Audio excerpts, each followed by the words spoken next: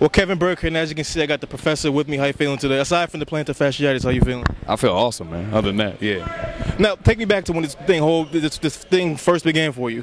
What was the first time you realized, damn, I'm really famous from this whole street ball thing? What was that one moment that was like, damn, I'm really kind of famous from this? I think when it came on ESPN, but not even the first time when it came on ESPN, and I noticed it kept rerunning every day. Okay. And then I would just walk the streets like I haven't even been home yet. It was during the course of the summer. I think once the show started airing, like the next 2 cities I would go to, like just random people on the street kept stopping me, like every block. Like, it was crazy. So it was kind of, I don't even think I had perspective at that point. So maybe like late in the summer, it kind of like occurred to me like, dang, you know, this isn't normal. I was having so much fun, and I was only 17. Yeah. It's hard to really like see big picture at that point. What was the craziest thing a fan has done to get your attention on tour? Oh man, keep it clean though. Keep it clean. Yeah, I call my hotel room, or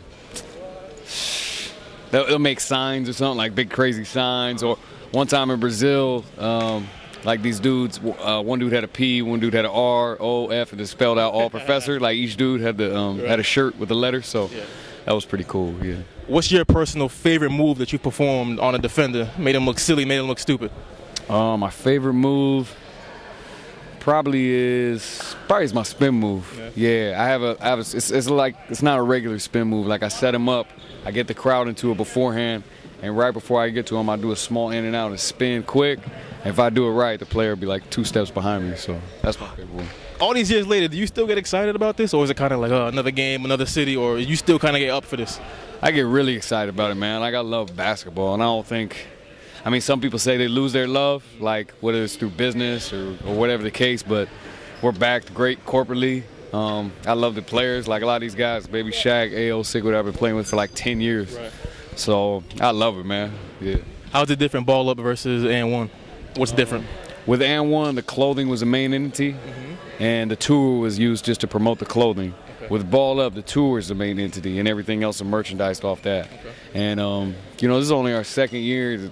For the tour being the second year, it's been awesome. Like last year, we just did only in LA, shot on location.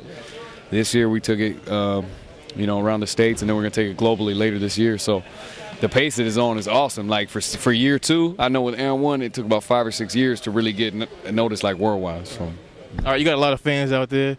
Give them one thing about the professor that they don't know and will be interested to find out. That they might know. That they don't know, but they would love to know about you. Oh, man. It's hard for me to think of something offhand because I'm pretty, like, transparent, like through social networks and stuff. Right. I guess I would say that I'm pretty passionate about, like, spreading the gospel. Okay. I do, like, outreach stuff, like with basketball. I kind of use that as a tool, so I think they'd probably be surprised to hear that, maybe. I'm willing to bet a lot of people didn't know that. I didn't know that. All right, what's going on, everybody? Kevin Burke, and I'm joined by the air up there, a.k.a. Mr. 720. Yes, sir. Let me start right there. What was the inspiration behind that dunk, the 720, that's gotten you as famous as you are right now? The inspiration was really like being out here, being a dunker, and everybody taking your dunks, and, you know what I'm saying, crowd wanting something different. So it was like, it was time for something different. You know, we came to Houston, and I was just like, man, you know what, just let me try something different. I really didn't expect to make it. It was just like, let me try something different, show the crowd, you know, I'm very creative. You know what I'm saying? When it went in, it was just like I blanked out. So hold up, during the game, that was the first time you ever tried that in the game? No, actually, it was my second time trying it, but first time on a 10-foot goal. Okay. You know what I'm saying? I did it as a kid on like a 7.5-foot goal. My dad was out there watching me. I tried to do a 360 and I kept spinning real fast. My dad was like, man, do that again, but try to keep spinning. Right. So I did it, and I dunked it. He called the neighbor, hey, man, come over here and watch what he did, man. He did 900 or something. He was like, a 900? I was like, nah, Dad, that's 236, that's a 720. So I tried it again, you know what I'm saying? When it was like I say, when I seen people start doing my dunks, I had the 360 between the legs I was real famous for. Right. Started seeing too many people doing it. It was like, I have to do something different, so there you go, the 720. Who's the best dunker you've gone up against on the street ball circuit? The best dunker I've gone up against street ball circuit would be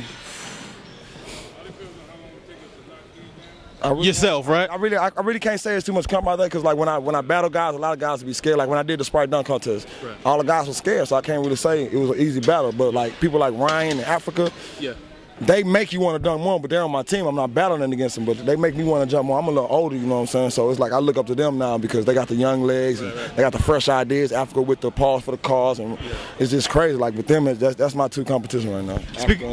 Africa and special effects. Yeah. Speaking of dunk contests, a lot of talk about the NBA dunk contest being watered down. Need to shake it up.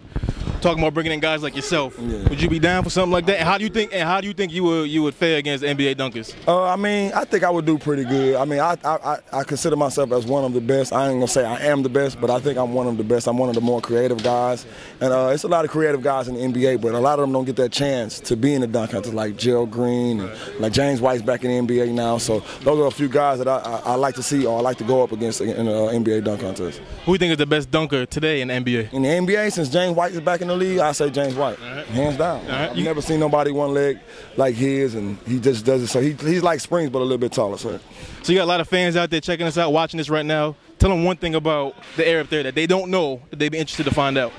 I like to cook. You know what I'm saying? I eat a lot, so I might be skinny, but I love to cook, man. So cooking in basketball, that's my thing. All right, what's going on, everybody? Kevin Burke. I'm joined by Pat the Rock. What's going on, Pat? What's going on, man? I'm pleasure to be here. Excited back home, man. It was a great game. Hometown boy, back here in Baltimore, like you just said. What's the feeling like, the atmosphere playing in front of your home crowd? Oh, man, it's nothing like it, man. I try to invite all of my friends and family out, and, you know, Ballerup really put on a good show, but more than that, the opposing team, a lot of my hometown friends, they put on an incredible show, too. It was a close game, man. Now, you've been on the street ball scene for a while.